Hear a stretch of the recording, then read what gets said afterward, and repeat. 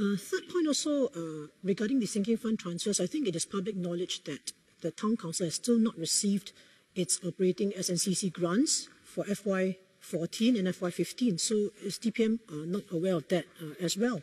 AHPeTC had made a rather unusual request that the MND grants, which ought to be split, going by the normal rules and procedures, ought to be split between sinking fund and the operating fund.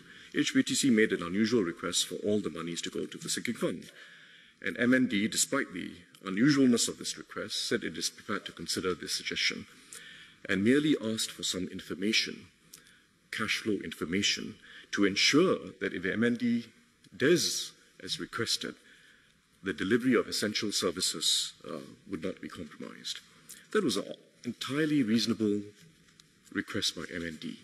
They're willing to entertain the suggestion you made, but they would like some information to make sure that the delivery of essential services is not compromised.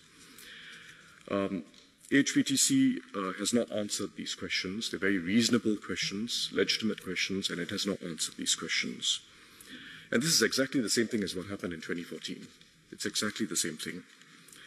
I think you will also know, and I don't have my materials in front of me, you'll also know that what is owing from the operating fund to the sinking fund is actually a very substantial sum.